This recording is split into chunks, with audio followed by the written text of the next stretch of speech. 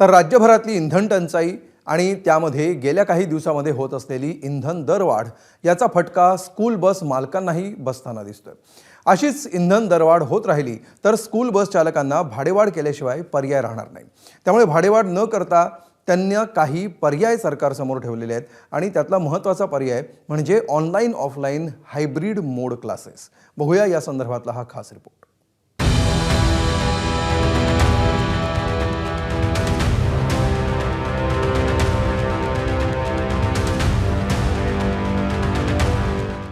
जूनपासून राज्यभरातील शाळा सुरू होणार आहे, पण त्याआधी स्कूल बस सेवेवर सध्याच्या इंधन टंचाईचा परिणाम होण्याची चिन्ह आहे। स्कूल बस सेवा देताना भाडेवाढ अटळ आहे, मात्र सरकारनं या सगळ्या परिस्थितीत काही पर्यायांचा विचार केला तर ही भाडेवाढ न करता स्कूल बस सेवा सुरू राहू शकते, अशा प्रकारचं पत्र स्कूल बस मालक संघटनांनी सरकारला दिलंय। या पत्रात नेमकं काय म्हटलंय पाहूया।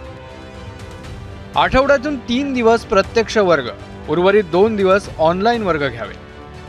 2 सत्रात शाळा घेतल्यानं अधिकच्या फेऱ्या, इंधन बचतीसाठी एकाच सत्रात शाळा भरवाव्यात। 1 जूनपर्यंत सरकारनं दिलेल्या पर्यायांचा विचार केल्यास स्कूल बस मालक भाडेवाढीचा प्रस्ताव मागे घेतील।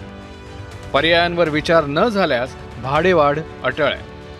पालकाला जर सोय व्यवस्थित आहे, त्याला काही त्रास होत नाही, तर आम्ही ते प्रपोजलसाठी आम्ही त्याच्याबरोबर आहेत शाळेसाठी। बरं, तुमचं म्हणणं आहे की 3 दिवस शाळा सुरू ठेवायची आणि 3 दिवस तुम्ही सेवा देणार आणि एकच टाईम राहायचं, कारण काय कुठल्या शाळेत ते डबल शिफ्टमध्ये आहेत। जर सिंगल शिफ्ट केलं तर आम्हाला पण काय आहेत, आजच्या दिवस काय डिझेल किती भेटणार आम्हाला माहिती नाही।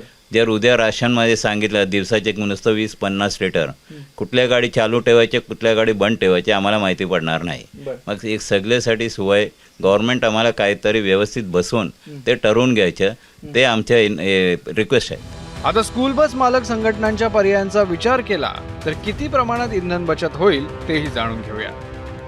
महाराष्ट्रात सध्या जवळपास 40,000 स्कूल बसेस आहेत। एका बसला दररोज 18 ते 20 लिटर डिझेल लागतं। 3 दिवस शाळा सुरू ठेवल्यास 16 लाख लिटर डिझेलची बचत होईल। स्कूल बस मालक संघटनांच्या सुरात पालकांनीही सूर मिसळलाय। हे ऑनलाईन ऑफलाईन हायब्रिड मॉडेल सुरू करावं। जे विद्यार्थी शाळेजवळ राहतात त्यांना सायकलवरून ये जा करण्यासाठी प्रोत्साहित करावं। राज्य सरकारनं शाळांना इलेक्ट्रिक बस उपलब्ध करून द्याव्यात, अशी ही मागणी पालक संघटनांनी केली आहे।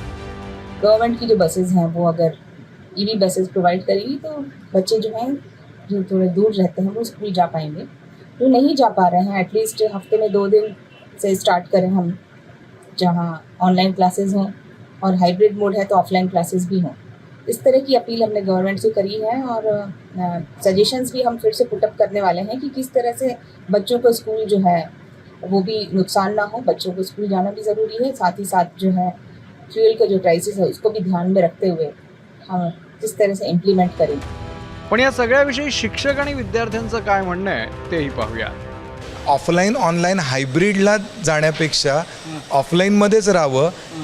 प्रश्न आता आहे की ट्रान्सपोर्टचा, तर या बाबतीत गव्हर्नमेंटने ज्या बसवाले आहेत त्यांना सबसिडी स्वतः द्यावी। Online it's not possible, offline केलं तर मुलांचा अभ्यास पण बरं होतं आणि आम्ही ते जाणीव करून घेतले कोविडच्या टाईमला। It is very difficult. तर माझं असं मत आहे की शाळा ऑफलाईनच ठेवावी पूर्णपणे, कारण एखाद दिवस सुट्टी दिली तर चालेल, पण पूर्ण वेळ जर ऑनलाईन ठेवली शाळा तर मुलांचं आणि टीचर्सचं जे नातं असतं ना, तर टीचर्स त्यांना पर्सनल अटेन्शन देऊ शकणार नाही आणि मग त्यांनाच नुकसान होणार। पालकांनी मुलांच्या डेव्हलपमेंटबद्दल आधी विचार करावा, कारण आम्ही अजून त्या कोविडच्या काळातूनच उभारलो नाही, त्याचंच भरपाई अजून चालू आहे। मुलांचं एवढं नुकसान झालं, तर मला वाटतं की हायब्रिड शाळा ही नसावी। मात्र या ऑनलाईन शिक्षणामुळे ज्या प्रकारे कोरोना काळात विद्यार्थ्यांचं नुकसान झालं ते पुन्हा होऊ शकतं, अशा प्रकारचं मत शिक्षकांनी मांडलं आहे। आणि आता या सगळ्या परिस्थितीमध्ये नेमका सुवर्णमध्य सरकारकडनं काय काढला जातो आणि या सगळ्या परिस्थितीत काय निर्णय घेतले जातात हे पाहावं लागेल। कॅमेरामॅन सचिन शिंदेसह मी वेदांत नेप, ABP माझा, मुंबई।